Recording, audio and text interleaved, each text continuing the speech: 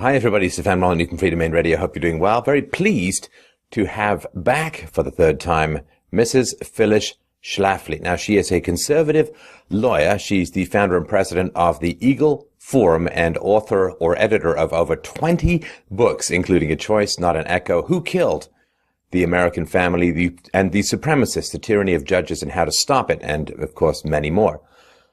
Her monthly newsletter called the Phyllis Schlafly Report is now in its 47th year. She is the hale and hearty age of 91 years old, and you can find more of her information and writing at eagleforum.org. One of my favorite stories about Phyllis Schlafly is that she wrote a lot about military and legal matters. She was criticized roundly and perhaps baselessly for not being a lawyer.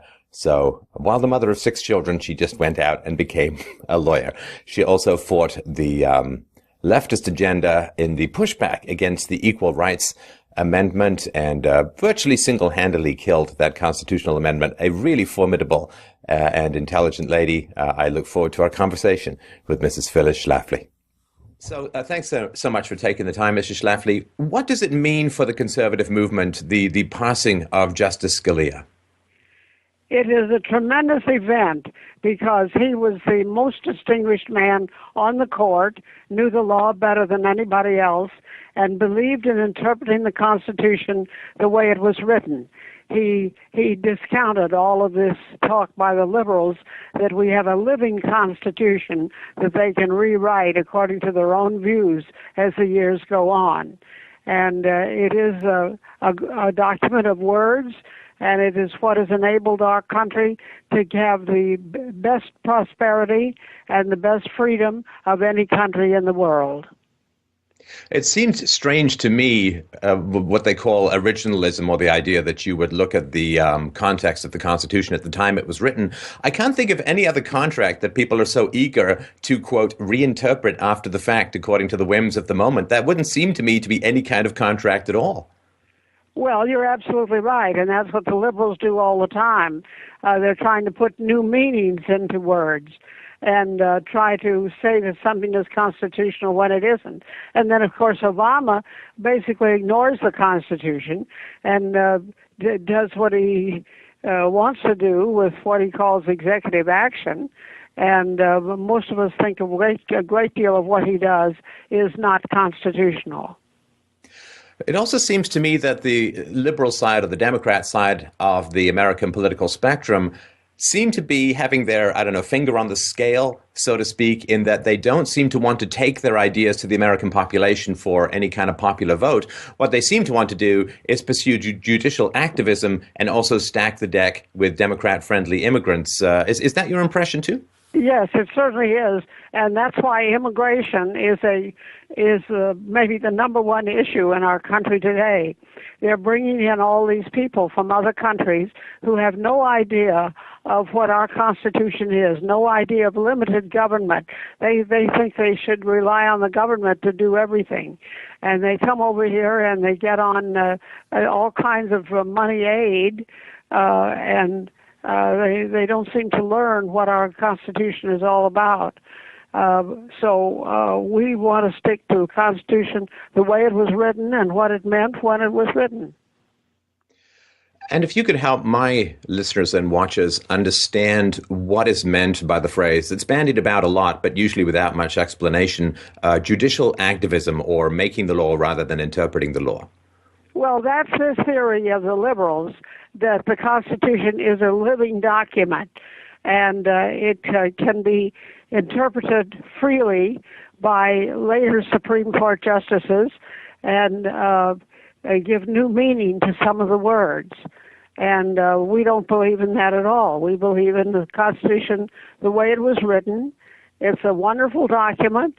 It's the source of our enormous prosperity and freedom. And other countries, if other countries want to have what we have, they should follow our lead and not try to invade with their numbers of people and come illegally to vote in our country. I wonder also the degree to which having the fear of Trump in the Republican leadership at the moment? Because it seems to me that the Republican base certainly want the Republicans to push back on any new nominee to the Supreme Court by Obama. I also get the feeling that without Trump in the wings, they might actually fold. Some of the rhinos might fold for this, but with the fear of Trump behind them, it seems that they might have some kind of spine to stand up to an appointment before the end of Obama's term. Well, there are a group of people, mostly rich donors, who are now called the establishment, whom I used to call the kingmakers, and they successfully nominated one Republican loser after another, and we don't want them the one they want to choose, and they are absolutely dead set against Trump, because they think he won't take orders from them. He's not dependent on their money. He has his own money. And so I think it's very important that the grassroots speak up and get the nominee they want. Now, they're talking about now, it may be a convention when nobody will arrive with 51% of the vote. And if nobody arrives with 51% of the vote, that means, I think, after one ballot, the delegates will be free to vote whoever they want. And I hope that it's going to be a grassroots chosen nominee and not somebody who's chosen by the big donors. Because they've given us a bunch of losers. Well, I guess it wins for them in terms of the number of, or the amount of cheap labor that the big business interests can get out of the Republicans' massive desire to extend the H-1B visas, the visa program, and immigration as a whole. Well, you've put your finger on the reason, what they're doing. The big donors are doing it because they want the cheap labor coming in. And the cheap labor is even in the H-1B visas because if you talk to any guy who's gotten an engineering degree but isn't able to get a job, you see the result of that. And they bring in the foreigners, and they simply pay them lower wages, and they think that's a neat system. But we don't want that. America grew great because we had a great growing middle class, and families were strong, and that's what we want to have. But we can't have it when we have these big donors and so-called kingmakers telling us who to nominate. Well, and I think the argument could strongly be made that one of the reasons that the labor is so cheap is not just because they come from countries with lower wage expectations, but because the medical, welfare, social, educational costs are shouldered by the U.S. taxpayers rather than having to be included in the wages that would have to be paid to people coming in by big business. You're absolutely right. You're absolutely right, and it's an outrageous system, and we don't want to have the biggest percentage of our people dependent on handouts from the government. That's not the way America was built, and it's unfortunate that now a tremendous percentage of our population is dependent on that check they get from the government every month. What is it in Trump's platform? And I know that you have been very pro-Trump, obviously, recently. What is it in Trump's platform that the Republican political class is not recognizing, the connection that Trump has with the grassroots Republicans? Well, I think that it's clear that Trump is his own man. He's not taking orders from the kingmakers. He's doing what he thinks is the right thing, and he's trying to make America great again. And that really resonates with the middle class in our country. It resonates with people who want jobs and think the immigrants are taking our jobs, and they are indeed. If you're a guy just coming out of school, you need an entry-level job, and that's what these foreigners are taking, and we can't let them do it because that's just destroying our country. And I think in particular among the lower wage members of the American society, or people who are having a tough time getting a job in an increasingly automated world. I'm thinking in particular that Trump seems to have great appeal among American citizen blacks and Hispanics because by keeping out the cheap labor, he's going to open up a lot of opportunities for those who are having a tougher time these days getting onto the lower rung of the economic ladder. Yes, but don't forget that Trump said he's going to send the illegals back to where they came from. And I want to tell you, I've been writing a monthly newsletter for many, many years, and my current one, which is going in the mail in the next few days, has a picture from the newspapers, I think it was 1954, when Eisenhower sent back millions of illegals. You know, they say it's impossible to ship them back. Well, this picture shows them loading the illegals in the 1950s onto a train. And that's the way they sent them back. That was the year of trains, if you can remember back that far. And it's terribly important that we not let all these people come in who take jobs from Americans. When our kids get out of college or get out of high school, they need an entry-level job. And that's what the illegals and the immigrants are taking away from us.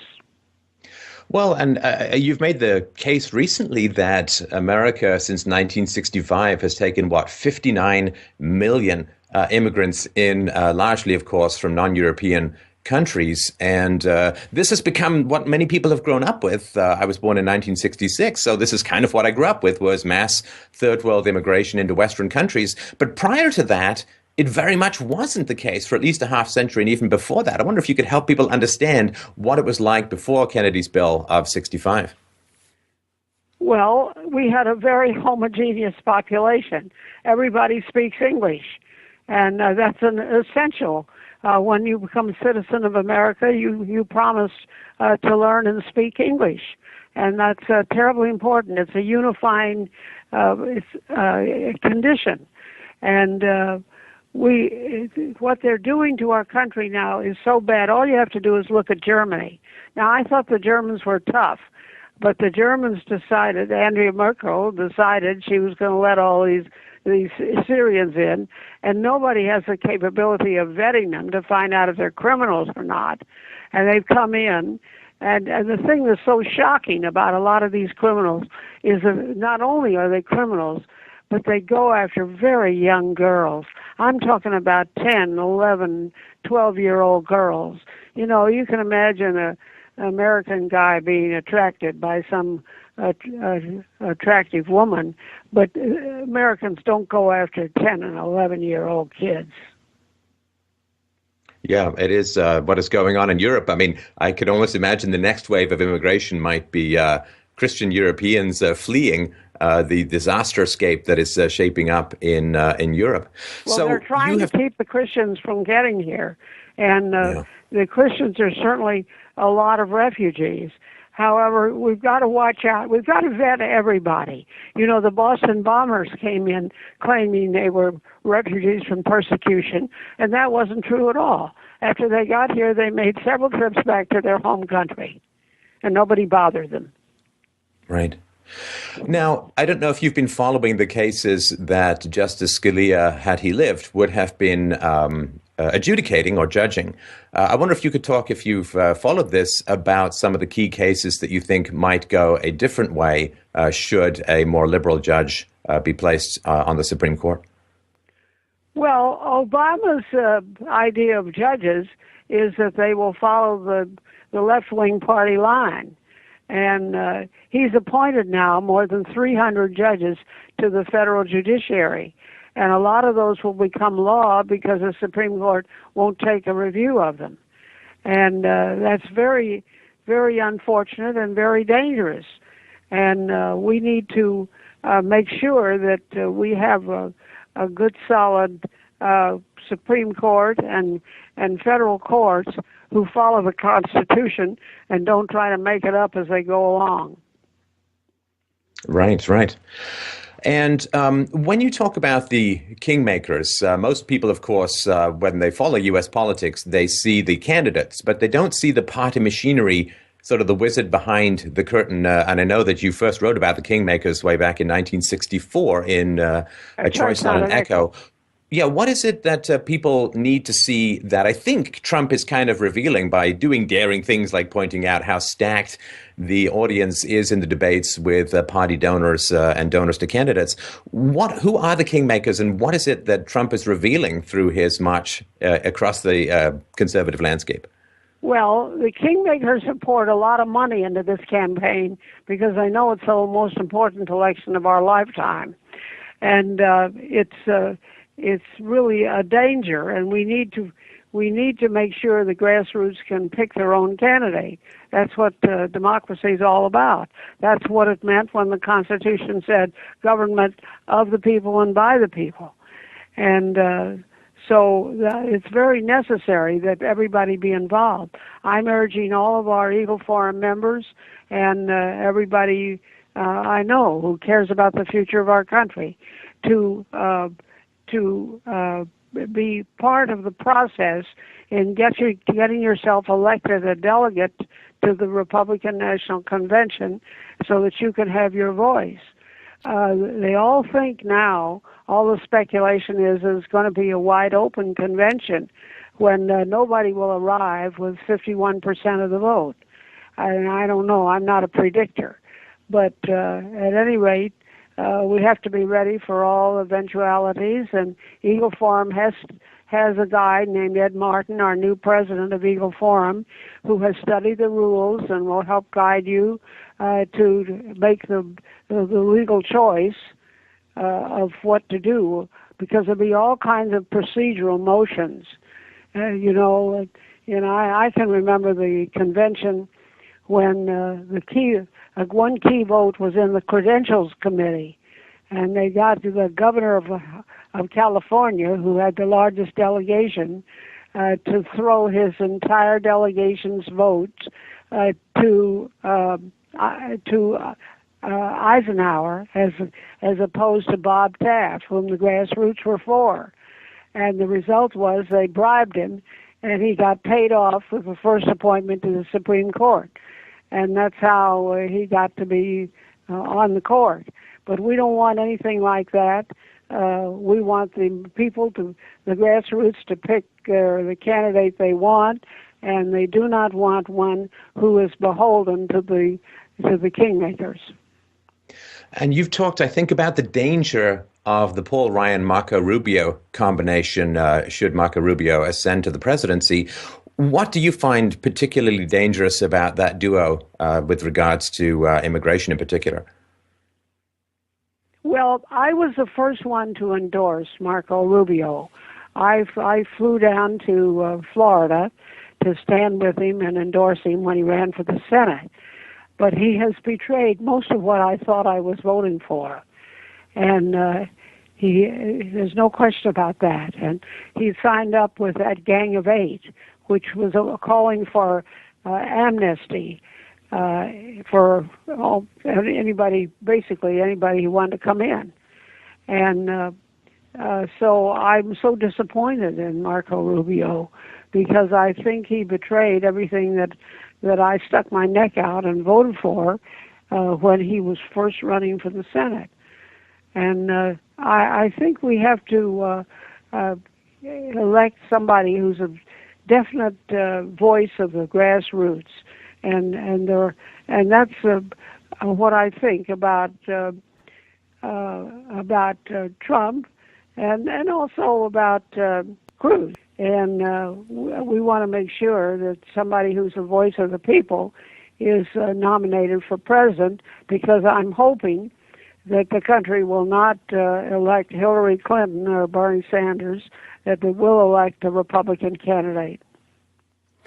And I can't for the life of me, I had sort of drifted away from the political process just because it seemed so preordained. I guess I had sort of sensed the whiff of the kingmakers behind the throne. But Trump has sort of drawn me back into re-engaging and being reinterested in the American political process.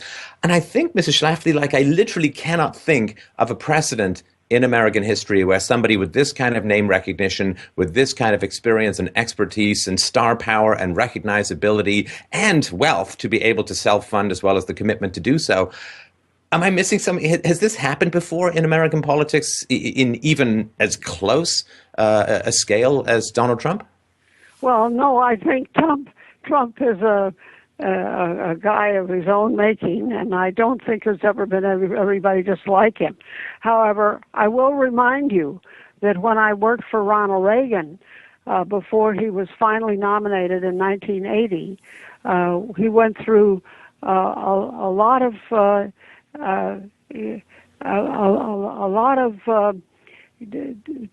dissection by grassrooters who thought he was not conservative or loyal enough. And you remember he had done a number of things we don't like. He had signed the worst divorce bill in the history of our country. He had signed an abortion bill. And a lot of people thought he was not a real conservative. And some of us were supporting Phil Crane, who you probably don't even remember him, who we thought was a real conservative. But at any rate, we finally got Reagan nominated, and it was a great thing, and he turned out to be the best president we had in the 20th century. And I think we can do that again if the grassroots will stand together and not be dissuaded by some of these attacks on Trump or Cruz. All right. Now, I know we're tight on time, so I just wanted to give you the opportunity, Mrs. Schlafly, to communicate to the listeners, to the folks, why is this election so important, and what should they really be planning to do over this election season? Well, I think this is the most important election of our lifetime because we need to decide whether we're going to go along with Obama fundamentally transforming America, as he said he wanted to do. And he has made a fundamental transformation in many ways. He has issued so many executive actions that we think are plainly unconstitutional, and which his friends on the court have not called unconstitutional. And so I feel that this election, which will control not only the presidency, the president branch of government, but also the court branch of the government, because we have a vacancy that needs to be filled. And I'm urging all Republicans not to confirm anybody at the present time. I think we should wait for the next president. We just don't need to have a nominee right now. So I urge the American people to accept the idea that we'll just have 8 judges for the rest of this year, and then we'll have an election and we'll bring our country back to the right path. All right. Well, thank you very much, Mr. Schlafly. And you can always go on my website, eagleforum.org, for more information. Yes, and we'll link to that in the show notes for this. As always, a great pleasure. Thanks so much, and I look forward to seeing your next output regarding the election. And for those who haven't read Mr. Schlafly's comments and articles and interviews, I strongly recommend it. She is an elegant and passionate writer and well worth absorbing. So thank you very much, Mr. Schlafly. Always a great pleasure. Thank you, and have a good day. You too.